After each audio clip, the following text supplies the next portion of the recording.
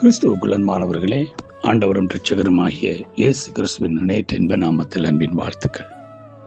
நாம் தொடர்ச்சியாக இந்த வாரத்திலே வேதனை குறித்து நாங்கள் தியானிக்க போகிறோம். வேதனை தேவனுடைய பிள்ளைகளுடைய வாழ்க்கையில அது நம்முடைய அழிவுக்கு ஏதுவானதா இருக்குமா அல்லது நன்மைக்கு ஏதுவானதா இருக்குமா என்பதை குறித்து தான் நாம் சிந்திக்க போகிறோம். ஆண்டவர் அவருடைய பிள்ளைகளுக்கு அநேக வேளையில வேதனையும் துன்பத்தையும் துக்கத்தையும் பாடுகளையும் அனுமதிக்கிறார். அந்த பாடுகளோ வேதனையோ துன்பமோ எந்த விதத்திலும் எந்த ஒரு தேவனுடைய பிள்ளையையும் அழிவுக்கு கொண்டு போகாமல் மாறாக அதை உருவாக்குறதாக அல்லது மேன்மைப்படுத்துகிறதாக இருக்கும். தாவீதினுடைய வாழ்க்கையை நம்ம பாப்பமா இருந்தா, தாவீது சாதாரணமான ஆடுகள் மேய்த்தொருவன். ஆடுகள் மேய்த்த தாவீதை கர்த்தர் ராஜாவாக அபிஷேகம் பண்ணுகிறார். தாவீது கோலியாத்தை கொல்லுகிறான்.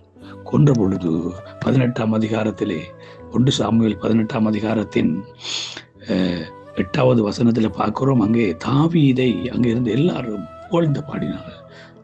சவுல் கொன்றது 1000, தாவீது கொன்றது 10000 என்று சொல்லி அவர்கள் புகழ்ந்து பாடும் பொழுது அங்க பார்க்கிறோம், அங்கே அவனுக்கு அந்த வார்த்தை சவுலுக்கு விசனமாயிருந்தது. அவன் மிகுந்த எரிச்சல் அடைந்து தாவீதுக்கு 10000 எனக்கோ 1000 கொடுத்தார்கள், இன்னும் ராஜாங்கம் மாத்திரம் அவனுக்கு குறைவா இருக்கிறது என்று சொல்லி அவன் மிகுந்த வேதனைப்பட்டான். அது மாத்திரமில்லை, 11ஆவது அதிகாரத்துல பார்க்கிறோம், அவனை ஈட்டியால் கொல்ல அவன் ஈட்டி எறிகிறான். அங்கே அவன் தப்பித்து போகிறான். 28வது வசனம் 29வது வசனத்தை பார்க்கிறோம். தொடர்ச்சியாக அங்கே தாவீதுக்கு விரோதமாக சவுல் செயல்படுகிறது, அவனை கொல்ல முயற்சிக்கிறது. தாவீது ரொம்ப வேதனைப்படுகிறான். ஆடு மேய்க்கும் போது சாதாரணமான ஒரு ஆள் இருந்தவன் அபிஷேகம் பெற்ற பொழுது அவனுக்கு தொடர்ச்சியாக பிரச்சனை, தொடர்ச்சியாக வேதனையான சம்பவங்கள் நடந்து கொண்டே இருக்கு. பிரியமானவர்களே, பார்க்கிறோம் 19வது அதிகாரத்திலே அவன் வீட்டை விட்டு வெட்ட கிளம்பி போற சூழ்நிலை பார்க்கிறோம். மீகாள் தாவீதை ஜன்னல் வழியா இறக்கி விட்டால் அவன் தப்பி ஓடி போனான் என்று சொல்லி 19:12 சொல்லுகிறது. அவனுடைய வாழ்க்கை முழுவதும் வனாந்தரங்களிலும் காடு மேடுகளிலும் மலை குகைகளிலுமே அவனுடைய வாழ்க்கை இருந்தது. சாப்பிட ஒன்றுமில்லாத ரொம்ப கஷ்டப்பட்டு வேதனைப்பட்டான். ஆனா அந்த வேதனை ஒவ்வொன்றும் தாவீதை அழிப்பதற்காக அல்ல, மாறாக தாவீதை கட்டி எழுப்பியது, தாவீதை மேன்மைப்படுத்தினது. பிரியமான தேவனுடைய பிள்ளைகளே, தாவீதை அந்த ஜனங்கள் கொண்டு வந்து சவுலுக்கு பிற்பாடு, சவுல் இறந்த பிற்பாடு அங்க எல்லாருமா கூட்டி கொண்டு வந்து அவனை ராஜ சிங்காசனத்துல வைத்தார்கள். தாவீதா அந்த சிங்காசனத்துக்கு வரையில ஏற்றவுகளை வந்தபோது ஜனங்களே அவனை கொண்டு வந்தார்கள். அல்லேலூயா.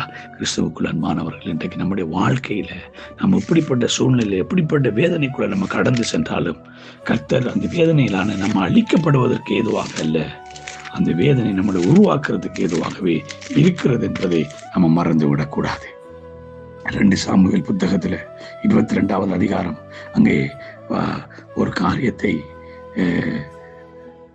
தாவீது சொல்லுகிறான். 8ஆம் வசனத்துல, எனக்கு உண்டான நெருக்கத்திலே கர்த்தர் நோக்கி கூப்பிட்டு என் தேவனை நோக்கி அபயமிட்டேன்.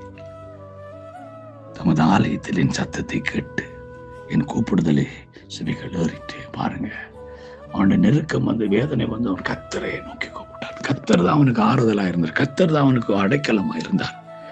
இன்றைக்கு நம்முடைய வாழ்க்கையில எப்படிப்பட்ட வேதனை ஆண்டவர் நம்மளை அனுமதிச்சாலும் அந்த வேதனை நம்ம அழிப்பதுக்கு அல்ல, மாறாக தாவீதை போல நம்மளை மேன்மைப்படுத்த, நம்முடைய சிங்காசனத்தில் அமர வைக்கிறதுக்கு ஏதுவாக இருக்கும் என்பதை நம்ம மறந்து விடக்கூடாது. அப்படிப்பட்ட சிந்தை எண்ணத்தையும் கர்த்தர் நம்மளோட ஒவ்வொரு கட்டளிடுவாராக. God bless you all.